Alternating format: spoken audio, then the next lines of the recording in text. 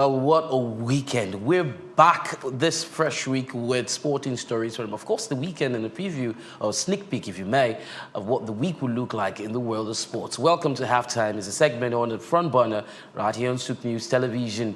The Nigerian Professional Football League, sometimes called the Premier Football League, has agreed, come together. Well, the development is a proposed match ball for the second stanza of the 2024-2025 season. The football, or the ball, has been officially unveiled. It's the Pro Star Match Ball, and it's going to be the exclusive ball to be used in the second round of the 2024-2025 season. The league had relied on imported match balls before that for its games, and this partnership with the domestic brand, yes, emphasis on the fact that it is a domestic brand, signifies somewhat of a shift towards promoting local products while ensuring the quality of play meets international standards. So the Pro Star Match Ball is designed, and it actually meets the FIFA's regulated international match standards, ensuring it's suitable for high-level competitions, and it's constructed from diamond-patterned soft-touch thermal-bonded PU leather, which enhances player control. Additionally, the ball features a microshell-coated butyl bladder, which contributes to its durability and performance, and it consists of 32 aerodynamic panels that facilitate superior precision for better ball flight and movement on the pitch. Yeah, so the ball weighs between 400 and 430 grams and has a bounce range of 1.1 to 1.4 meters, making it suitable for competition. So we're saying kudos to the NPFL, who have, decided to go the way of local content. But the thing now is the NNL has started using this match ball prior to this time, and it feels very sad that the NPFL, are just trying to catch up. Well, talking about the NNL, Abdullahi Umar of Kebbi United has made history, scoring the first hat-trick of the 2024-2025 Nigerian National League season, and he achieved this great feat in a 4-1 win of Kada Warriors at the FIFA Goal Project Stadium in Benin, Kebbi. 2 goals in both halves from Romanus Chinonso in another game, and another goal from Emeka Onyike gave Anambra Club, the Solution FC, maximum points at the Oka City Stadium.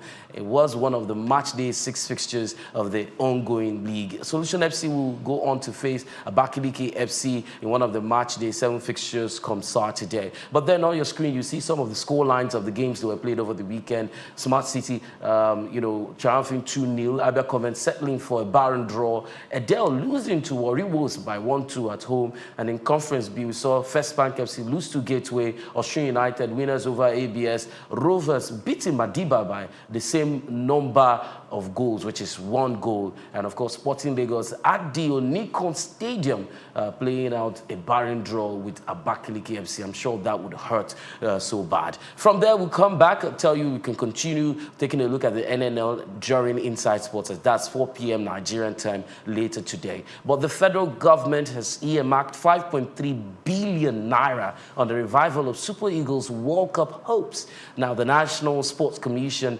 proposed that sum to the federal government to give the presidential support group, in order to revive the hope of Nigeria picking the 2026 FIFA World Cup ticket. And this is contained in the National Sports Commission 2025 budget proposal made available to newsmen. The proposed presidential support group will be set up in a bid to forestall the possibility of missing out of the World Cup for the second consecutive time. And President Tinubu approved the establishment of that group, whose budget is captured in the 2025 budget. And of course, you can't overestimate or exaggerate how much, sports has, gulped money, and what can be gained in terms of financing from, sponsoring sports and football competition. And in the same vein, the Rivers State government are investing in sports development, trying to map out cash and make plans to give several stadium and sports facilities in Rivers State a facelift. The Rivers State Commissioner, Barrister Christopher Green, has identified the Adokia Mesameka Stadium, the Yakubu Gowon Stadium, and the Alfred Dieter Space Sports Complex, which is the Civic Center, amongst some of the edifices which have been put up, for that facelifting exercise. From football to cricket, Nigeria's under-19 women's cricket team just defeated New Zealand by 2 runs. That's a news breaking, and we're bringing it to you fresh right here on halftime. Captain Pieti Lucky hit Nigeria's first 6 in their second World Cup game in Malaysia. Captain Pieti has led the Yellow Greens, to victory in this first outing. And of course, the competition continues in Malaysia. Rest assured that right here, we'll continue to bring you up to speed with the progress the girls are making. Mind you, under 19 girls are making, representing Nigeria in that tournament. We'll cross the oceans now and bring you a bit of the English Premier League, where Manchester United coach Amorim Ruben has described his team as maybe the worst team in a 147-year history of the club. United 3-1 defeat by Brighton was the 4th loss in their past 5 home Premier League games, and they have collected 11 points in 11 games. That's an average of 1 point per game since Amorim replaced Erik ten Hag in November. Well, it's clutching onto his beards now. He's got a lot of work on his hands. United are 13th on the table, 10 points clear of the relegation zone, but not very safe, if I might add. But 7 points behind 10th place Fulham, and that is not very good for the Red Devils. Well, would we say deliver us from temptation? Well, Crystal Palace have officially announced the signing of highly rated teenage winger Romain Esse from Millwall on a long-term contract, and that's going to go as much as 5.5 years. The deal is reported to be valued at £12 million, with the potential for the total fees to move up to £14.5 million through various performance-based add-ons. Manchester United are optimistic about finalizing a transfer deal for 26-year-old Sporting CP and Swedish national striker Victor Gyökeres. The potential transfer is coming amidst competing interest from Arsenal, who will also vie for the forward's signature, as reported by various news outlets. But news coming in from Turkey is that Ole Gunnar Solskjaer, former Manchester United coach, has been appointed as the new head coach of Besiktas. Yes, that's marking an exciting new chapter in his career. Ole signed an 18-month contract with an option to extend through the 2026-2027 season, and his appointment follows his departure from management after his tenure at Manchester United ended in 2021. Now, Besiktas are a club with a very rich history, 16-time champions of the Turkish Super League, currently positioned 16th in the league table. They've been seeking a permanent head coach since Giovanni Van Bronckhorst's departure, as he left sometime in November. Let's move over to another part of Europe, where La Liga saw Real Madrid go top of the table, with Kylian Mbappe scoring twice.